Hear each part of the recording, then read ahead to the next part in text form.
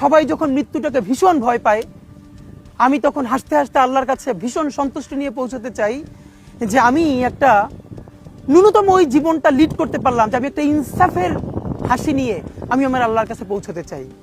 সুতরাং আগামী 50 বছর বাঁচলাম, কোনো ইম্প্যাক্ট তৈরি হলো না আমারে দিয়ে, দেশের জন্য, রাষ্ট্রের জন্য, উম্মার জন্য, জাতির জন্য। কিন্তু আমি ধরেন 5 বছর বাঁচলাম, সেটার মধ্য দিয়ে যদি আগামী 50 বছরের ইম্প্যাক্ট তৈরি হয়, তাহলে অনেকদিন বেঁচে থাকায় কি সাফল্যের বলেন? শহীদ প্রেসিডেন্ট জিয়াউর রহমান কয়টা দিন বেঁচেছেন, কিন্তু ভাবেন আজকে পর্যন্ত উনি আমার অনুপ্রেরণা। হাঁটতে হাঁটতে আমার পা ফুলে যায়। আমি আমার টিম সেদিনকে ব্যাগের মধ্যে জুতো নিয়ে তারপরে একটা শপিং মলে ঘুরছিলাম, মানে পা ফুলে গেছে, পা জুতোয় ঢুকাতে পারছিলাম না। তো জিয়াউর রহমানের একটা ওনার গল্প মনে পড়ছিল, যিনি মাইলকে মাইল যখন হাঁটতেন ওনার সাথে স্টাফদের পা ফুলে যেত, কিন্তু ওনার তো আর্মি ট্রেনিং আছে। তখন তাকে বলতো যে স্যার আপনার তো আর্মি ট্রেনিং, আমরা তো আর পারি না। এই জন্য ওনাকে মানুষ রাখাল রাজা বলতো। তা আমরাও সারা বাংলাদেশের 56,000 বর্গ মাইলে হাঁটতে চাই। আমরা ইনসাফের চাষাবাদ করতে চাই, একটা স্বাধীন সার্বভৌমত্বের সততার বাংলাদেশ তৈরি করতে চাই। আল্লাহ যে কয়দিন হায়াতে রাখবেন এই লড়াইটা করব। যেদিন নিয়ে যাবেন আমি স্বপ্ন দেখে যেতে চাই, আমি আমাদের এমন টিম, আমি আমার সন্তানকে রেখে যেতে চাই, আমার মৃত্যুর পরে যেন এই লড়াই বন্ধ না হয়, এই লড়াই যেন বাংলাদেশে কিয়ামত পর্যন্ত জারি থাকে।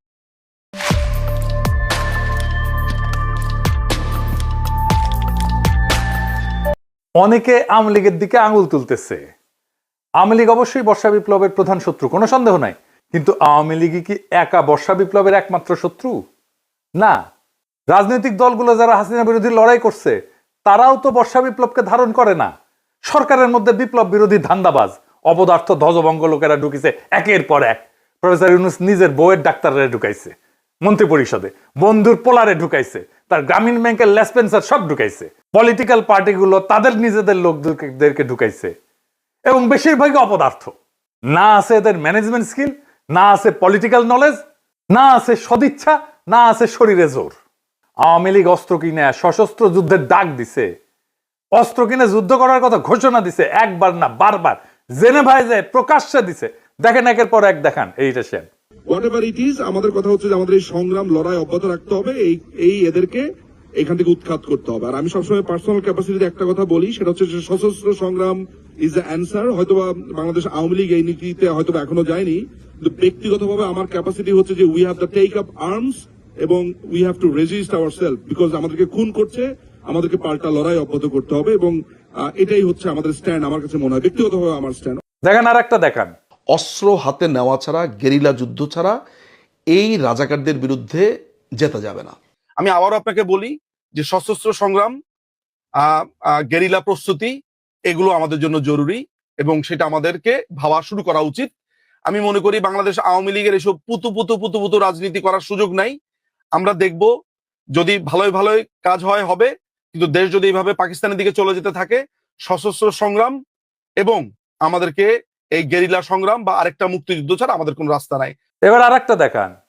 আমরা করতে হইলে এইখান থেকে পয়সা উঠান, আর যারা মন্ত্রী মিনিস্টার আসল বিদেশ তারাকে বলেন পয়সা দিবার জন্য, আমরাও পয়সা দিব।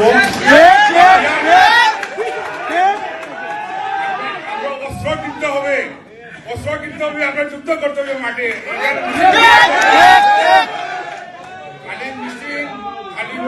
মিছিল করলেও চলবে না, আমরা অস্ত্র ধরতে হবে, আমরা মাঠে নামতে হবে। দেখেছেন, শুধু কি এরা হাসিনা লেসপেন্সার, হাসিনা নিজেই বিপ্লবীদের হত্যার নির্দেশ দিছে। শুনেন, কথা কম গাছ বেশি। নেত্রী, আমাদের যে ভাই বোনদের হত্যা করেছে, আমরা অস্ত্র তুলে নিয়ে এদেরকে হত্যা করবো ইনশাল্লাহ আগামীতে। মুখে কথা একটু কম বলো তো, যারা কথা বেশি বলে তারা কিছু করতে পারে না। কথা কম গাছ বেশি, ঠিক আছে? মুখ দিয়ে বলতে যেও না, আগে করে দেখো। ঠিক আছে, খোদা হাফেজ। শুনেছেন? তারপরে তো এই ঘটনা, একটা রাষ্ট্রের বিরুদ্ধে সশস্ত্র সংগ্রাম বা প্রকাশ্য খুনের নির্দেশ দেওয়ার বিরুদ্ধে কিছু করছে প্রফেসর ইউনূসের সরকার? কিছুই করে নাই, কিচ্ছু করে নাই। আর ওদের সাহস আকাশে চড়ছে। হাসিনাকে ভারত ফেরত না পাঠাতে চাইলে নাকি আমাদের কিছুই করার নাই, এই বলে তৌহিদানন্দ প্রভুপাদ। শুনেন, ভারতকে রাজি হতে হবে অথবা চাইতে হবে তাকে ফেরত পাঠানো। রাজি না হলে আসলে তো করার কিছু নেই, আমরা রাজি করানোর চেষ্টা করতে থাকতে পারি। এটুকু। যেটা বলছিলেন, এটা একটু প্রসেসের ব্যাপার আছে, প্রসেস তো চলছে, দেখা যাক আমরা কতটুকু অ্যাচিভ করতে পারি। শুনেছেন? এটারে বিএনপি ঢুকাইছে, দেখা দিলাম এটা উপদেষ্টা মন্ডলীতে। এতটাই অপদার্থ, করার কিছু নাই তো তুই উপদেষ্টা আসিস কেন? 111 আমলা ওরে বানাই দিছে মন্ত্রী, এরা গালাইলে ওর গায়ে মাখে না, এতটাই নির্লজ্জ, এতটাই ক্ষমতা লোভী। এদের দিয়া প্রফেসর ইউনূস ফ্যাসিবাদের আগমন ঠেকাবে। হ্যাঁ, কি আর কমো, বালটা ঠেকাতে পারবে। নির্বাচনের তফসিল ঘোষণা করছে না, দেখেন কি ভয়াবহ রক্তপাত হয় এই পুরা নির্বাচনী সময়, কিছুই ঠেকাইতে পারবে না।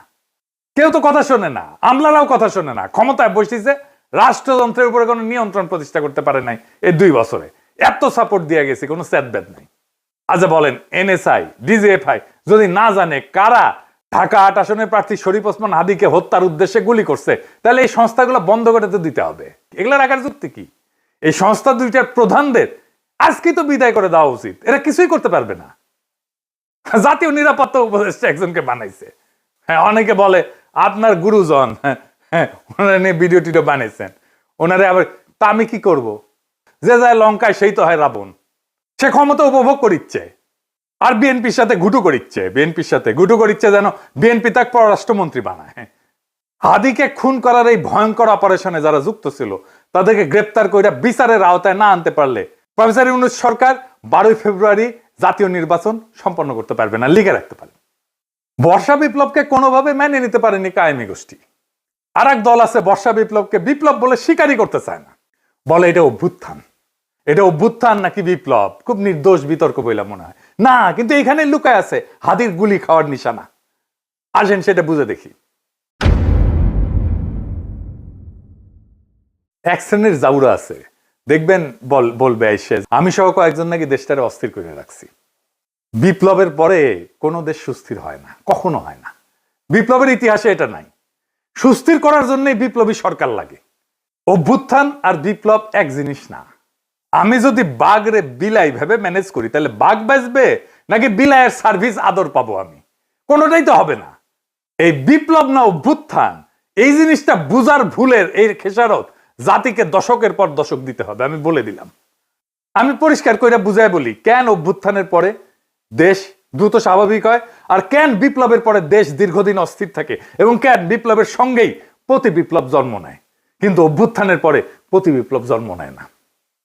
আসেন সেই জিনিসটা বুঝে দেখি। অভ্যুত্থান মানে কি? অভ্যুত্থান মানে ক্ষমতার হস্তান্তর, রাষ্ট্রের রূপান্তর না। ক্ষমতা এক হাত থেকে আর এক হাতে যাবে, রাষ্ট্র বদলাবে না।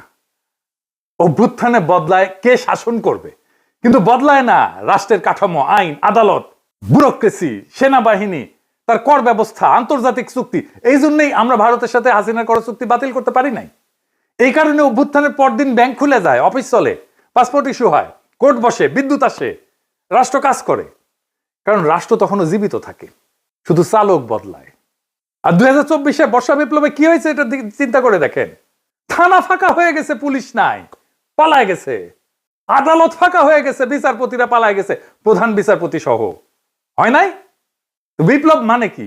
বিপ্লব মানে শুধু শাসক বদল না, বিপ্লব মানে কে শাসন করবে, কেন শাসন করবে, কিভাবে শাসন করবে, কোন আইনে, কোন নৈতিকতায়, সব প্রশ্ন নতুন করে তোলে, নতুন করে ফয়সালা হয়। হান্না আরেন্ট বলছিলেন যে ইংরেজিতে লিখেছে, ইংরেজি যেহেতু লিখেছে ঠিকই লিখেছে, তাই না আমি বাংলা কইরা বলি, বিপ্লব মানে নতুন কর্তৃত্ব তৈরি করা, নতুন কর্তৃত্বকে প্রতিষ্ঠা করা। বিপ্লব মানে পুরনো বৈধতা ধ্বংস, নতুন বৈধতাকে আনা। নতুন বৈধতা আনতে হয় বিপ্লবী সরকার দিয়া। সে বিপ্লবী সরকার যদি আপনি না করেন, আপনার বৈধতা, আপনার কন্ট্রোল, আপনার নিয়ন্ত্রণ, আপনার অথরিটি দাঁড়ায় না। প্রফেসর ইউনূসের অথরিটি দাঁড়ায়নি, এই জন্যই দাঁড়ায়নি। কেন হয় প্রতি বিপ্লব হয় বিপ্লবের পরে? কারণ বিপ্লব কাউকে না কাউকে বলে তোমার দর্শন ভুল, তোমার আদর্শ ভুল, তোমার বিশ্বাস ভুল, তোমার সম্পত্তি অবৈধ, তুমি দেশের শত্রু, তুমি জনগণের শত্রু। তাই যখন কেউ সব হারায় তখন সে লড়াই করে। অভ্যুত্থানে কেউ সব হারায় না, বিপ্লবে অনেকে সব হারায়। বিপ্লবে আওয়ামী লীগের সব হারানোর কথা ছিল, ভারতের সব হারানোর কথা ছিল, হারায় নাই, সব রক্ষা করা হয়েছে। তাই প্রতি বিপ্লব জন্মায় বিপ্লবের গর্ভেই। বিপ্লবী সরকারের দরকার পড়ে প্রতি বিপ্লব থেকে বিপ্লবকে রক্ষা করার জন্য।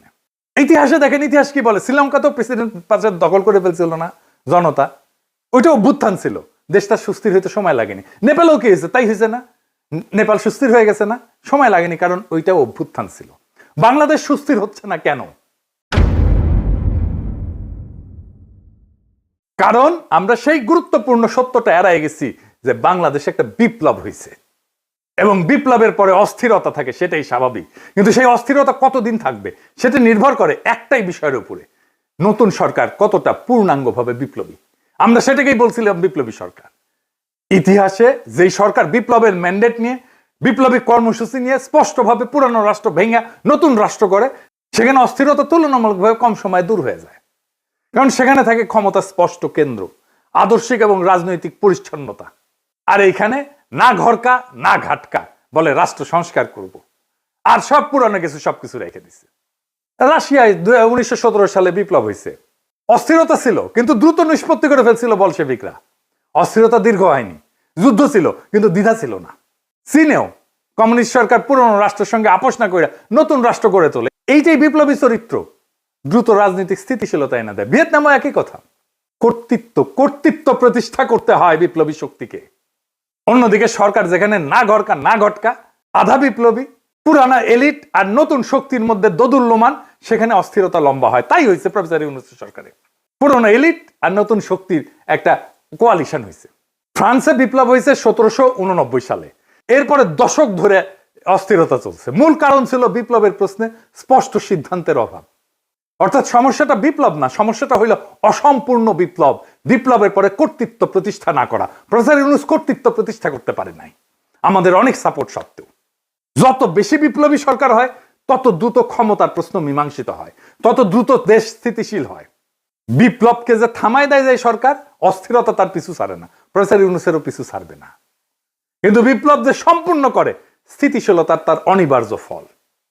আজকের অস্থিরতা, অরাজকতা সবকিছুর দায় ওই ছাত্রদের, যারা প্রফেসর ইউনূসের সরকার বানাইছে। এডিটর সাহেব, প্রফেসর ইউনূসের পেছনে ছাত্রদের ছবিটা দেখান, কারা কারা আছে। এই সব কয়টার দায়িত্ব এটা, এরাই প্রফেসর ইউনূসের সরকার বানাইছে। এই দায় নিতে হবে, ছাত্রদেরকে নিতে হবে, ওয়াকারকে নিতে হবে, রাজনৈতিক দলকে নিতে হবে, আসিফ নজরুলকে নিতে হবে, যারা এই সরকার গঠন করছে, সবার এটা দায়। এখন শেষ প্রশ্ন, কেন হাদি গুলি খায়, অন্য কেউ না?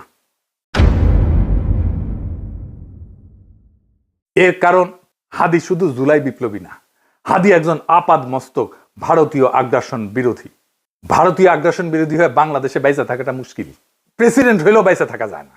জিয়ারে মরতে হয়েছে না, ইলিয়াস আলীকে মরতে হয়েছে না, সালাউদ্দিন কাদের চৌধুরীকে মরতে হয়েছে না, জামাত নেতাদেরকে মরতে হয়েছে না, আবরারকে মরতে হয়েছে না, হাদিকে নিয়ে কম কুৎসা রটনা করা হয়েছে। দেখেন এই মালটাকে চিনতে পারেন কিনা দেখেন। জুলাই গণ অভ্যুত্থানে হাদির অবদান কি দেখতে হবে না? এই গণ অভ্যুত্থানের সময়ে, গণ অভ্যুত্থানের পরেও হাদি নামে কাকে মানুষ চিনত না। বাংলাদেশের সংকটে হাদিকে এদেশের মানুষ পায়নি। বাংলাদেশ যখন কাঁদছিল, বিপদে পড়েছিল, যখন রক্ত ঝরছিল, তখন হাদিরা সিনা টান টান করে দাঁড়ায়নি। তখন কিন্তু মির্জা আব্বাস ভাইরা দাঁড়িয়েছিল, তাদের হাজার হাজার কর্মীরা এখানে অবদান রেখেছে, লড়াই করেছে। শুনিছেন এই বাটপারকে বিএনপি কোলে তুলে রাখে। বিএনপি যা যা করতে পারে না, বলতে পারে না, এই বাটপারকে দিয়ে করায় আর বলায়। এটা বিএনপির মাস্তান, এটা বিএনপির ভার্চুয়াল মাস্তান। হাদিকে নাকি সে মাঠে দেখে নাই।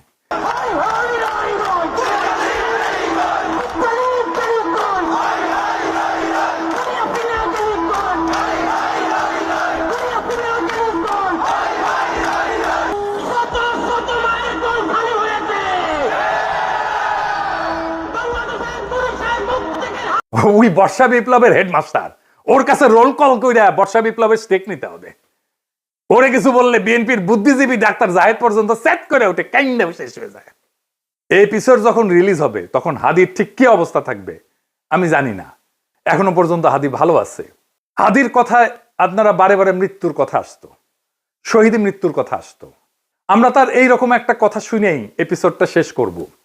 কিন্তু একটা কথা আপনাদেরকে স্পষ্ট করে বলে যেতে চাই, জুলাই বিপ্লবকে বিজয়ী করা ছাড়া আমাদের সামনে আর কোনো রাস্তা খোলা নাই। প্রফেসর ইউনূস বিপ্লবকে লক্ষ্যভ্রষ্ট করেছে। আমরা আবার সেই বিপ্লবকে সম্পন্ন করব, বিজয় করব। প্রয়োজনে আবার এক নদী রক্ত পাড়ি দেব, কিন্তু বিজয় নিয়ে ঘরে ফিরবো ইনশাল্লাহ। ইনকিলাব জিন্দাবাদ।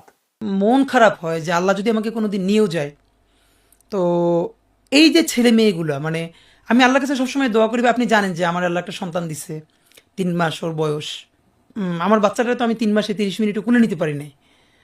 তো আমার ওয়াইফ খুব মাঝে মধ্যে আর কি ওই মজা করে বাচ্চারে বলে যে ইনকিলাব মঞ্চের মুখপাত্র তোমার সাথে দেখা করতে আসছে। তো আমার এই প্রথম মনে হলো কি যে আমি ভাইয়ারে বলি, ভাইয়া আল্লাহ যদি আমাকে নিয়ে যায় আমার বাচ্চাটার দিকে একটু খেয়াল রাখেন। তো এই কথাটা আমি বলতে পারিনি। আব্বার একটা মানে আপনি যদি বলেন যে আমার সারা জীবনের যেটুকুন সততা, সাহস, লড়াই, এটার দুনিয়ার সমস্ত শক্তি আমার আব্বা। আমি যদি কিছু হইলেও করতে পারি সততার সাথে, আল্লাহ যদি আমার রহম করে, তাহলে আমার ছেলে, আমার পরিবার, আমার ভাই বোন, আমার ইনকিলাব মঞ্চের ভাই বোনগুলো, এগুলো আল্লাহ দেখবে যেভাবে আল্লাহ